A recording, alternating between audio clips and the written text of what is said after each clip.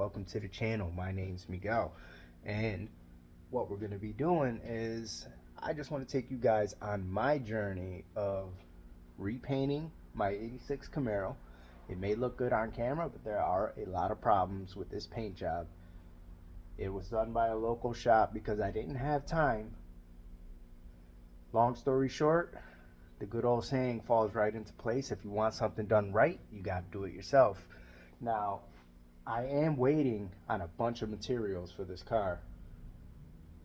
So, in the meantime, I just picked up another project. 1968 Firebird 400. It's been sitting since 1986. So what we're going to do is we're going to try to get it started. So here's a quick walk around of the car. I just picked this bad boy up from Maryland, and she's crusty. I had to put an IROC wheel on it because it had a flat, but I do have all 4 original Pontiac rallies.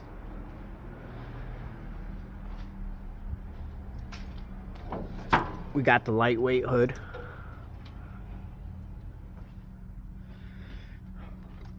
Little mouse nest, rust everywhere. I think the first thing we're going to do is probably get this thing cleaned up and off the trailer. Alright guys, I will tell you, hooking that thing up without a backup camera, that really sucks by yourself. There are a couple things I need to do before I get this off. Let me turn you guys around. If you look underneath, them go pipes are hanging down real low. But let's give you guys a shot here. She's crusty. Got the good old traction bars. We're gonna tie up those exhaust pipes real quick. Get this off the trailer. Looks like I still got the axle tag on here. I have been looking at this car really closely, and it just looks original. Like, it doesn't look like it's been tampered with. It's fairly complete. You can see I got all the trim rings, the wheel caps, even the original jack. I haven't found no significant signs of accident damage other than rust. And engine wise, it's stock. Still got the quadrijet on there, manifolds, everything. As you can see, this thing is seeing better days. Check out that plate. That's pretty cool, isn't it?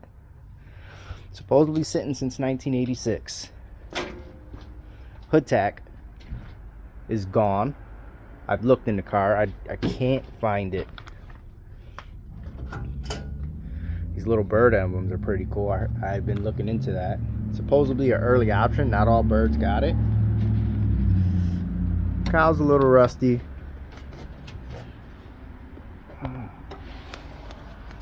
Got some firewall damage. Manual brakes, manual steering.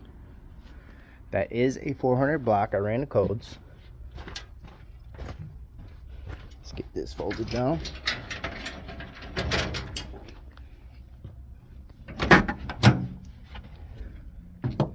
Now, I ran the body tag.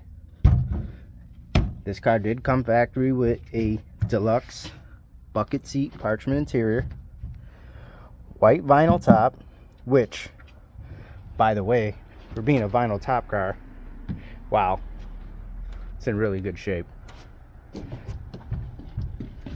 It's got a 3-speed manual, which I've been looking into.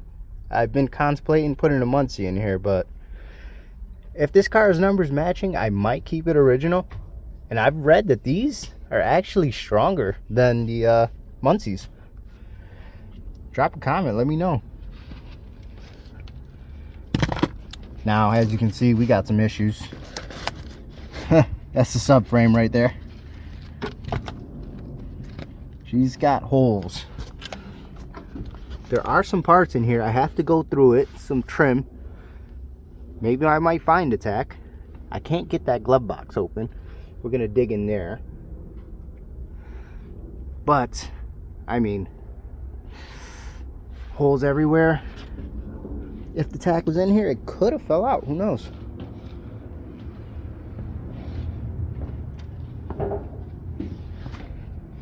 Now, this car rusted pretty weird. It's like tore up from the bottom. The quarters, they actually look pretty good. Right here, I mean, that's typical. I'll probably still put a quarter on it, but they do sell a patch panel for here. We'll see if I want to keep original steel or not. The rockers look decent. Tail panel looks good. Had a little hit right here.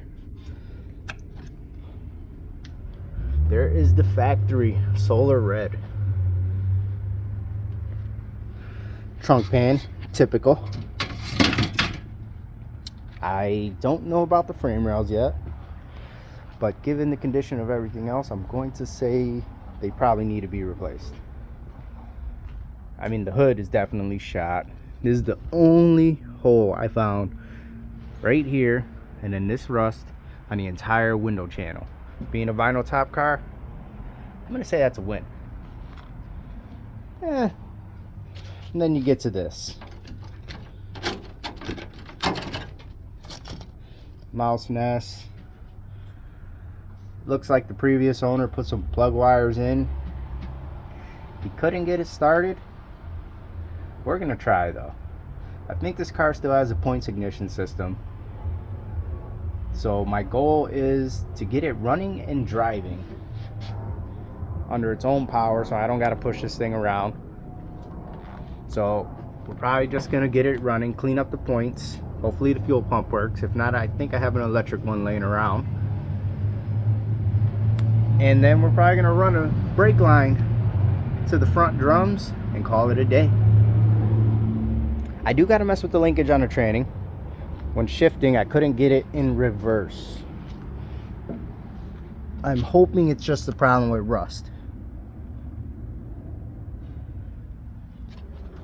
Well, let's get those pipes tied up and get this thing down.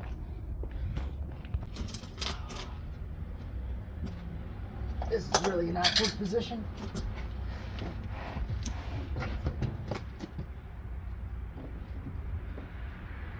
We got the original, well, not original, but we got some exhaust hangers down here that we'll use.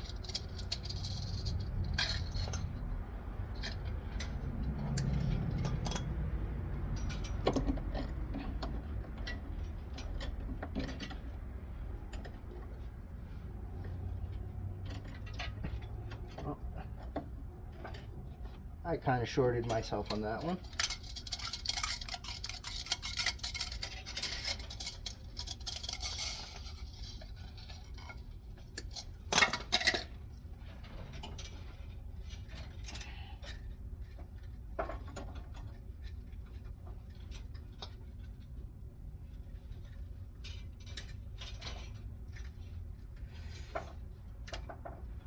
Now, while I work on the Camaro, getting that repainted,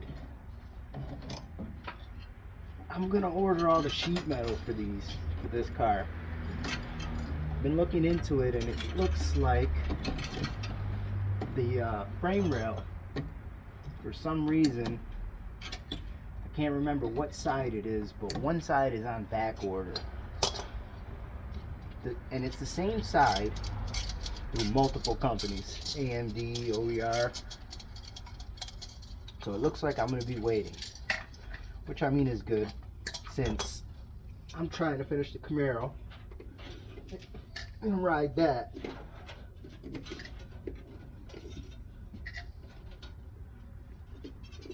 But I seen this one on the good old marketplace, and I just couldn't help myself. I've always had a thing for F-bodies, and I've always wanted a first gen. So here we are.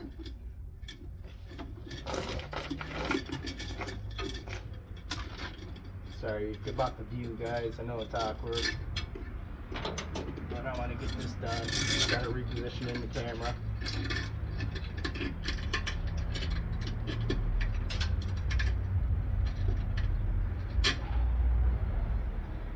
Awesome. Well, while we're under here, why not take a look? Check out those holes. Not good.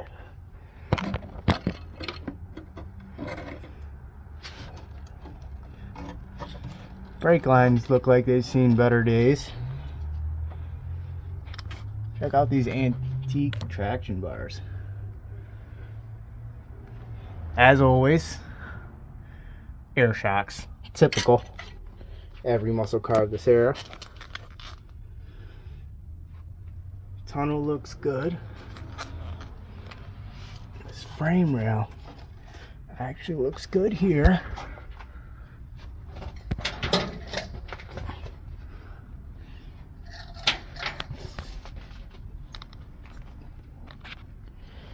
Probably can't see. Oh, rust falling everywhere.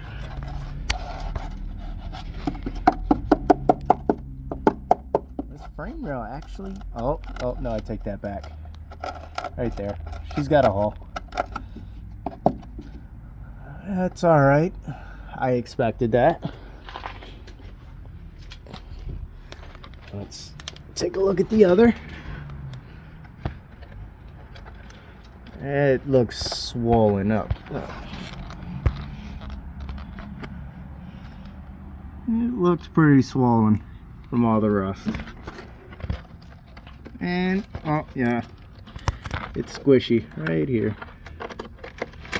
There we go. Got my finger right through it. Well, can we read this tag?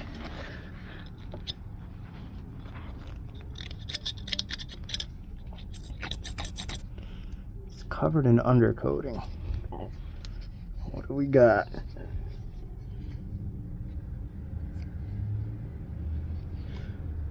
Good old limited slip, fit of focus. Check that out.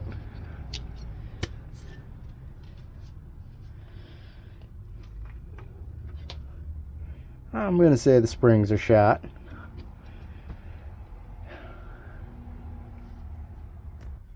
To be honest, I think I might be in a little over my head here, guys. But we're not gonna shy away from a challenge. We're gonna restore this, and we're probably gonna go to original condition. Get the white vinyl top.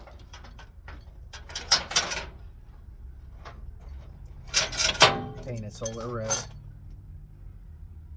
I might lower it. Put some lowering leaf springs in the front and rear. Maybe put some year one Pontiac Rally 17 inches on here, just to give it a little resto mod kind of feel, but we're gonna keep her original. I am back and forth about that 3-speed. I really want to put a Muncie in here. What do you guys think? Tell me. Drop a comment. Should I keep the 3-speed? Should I go over Muncie? I might have a line on a rock crusher. Well, it's the next day. We got her unloaded off the trailer. I got caught up a little bit, cleaned it out, had to do some other things. Couldn't help myself. Polished up the fender a little bit, see that original solar red come back. Not bad. Did a little burn through right here. I think that's the original primer.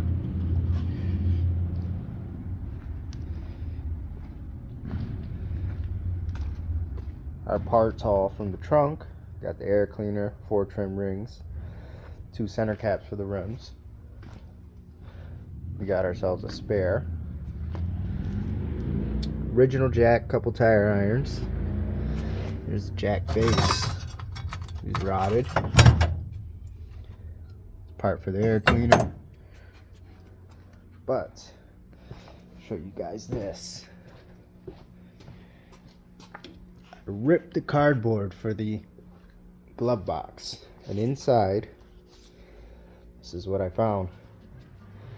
I'm assuming that's for the air shocks. Little sticker from back in the day. Old mat from Missouri. But right here, Original 1968 owner's manual.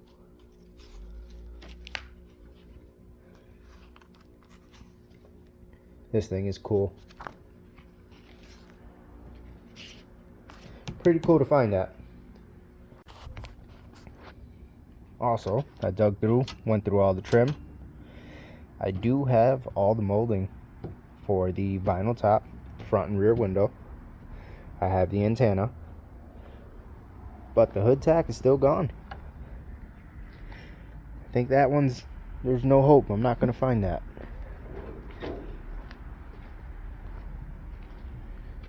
Now, still got to clean the inside a little more. Took out the big bulk of the junk. We got to try and get that door open. But I think the last thing I'm going to do for this video is probably just going to crawl underneath and verify the numbers on the engine and trans. Alright, so I checked the numbers on the block for the Firebird, and it is numbers matching to the car. As for the transmission, it was covered in grease, grime. I just didn't want to get under there, try and scrape it off. I honestly don't know where the numbers are. I found a couple things online that said it was on like the passenger side of the transmission. But I honestly, I don't think someone would swap in a 3-speed. I could be wrong. I mean, it could be a replacement for one that went bad. Who knows? But in the end, the engine is numbers matching, so we're going to keep the 400 block in there, and we're going to get it back running on the road. So stay tuned, guys, and please subscribe, and thank you for watching. See you guys next time.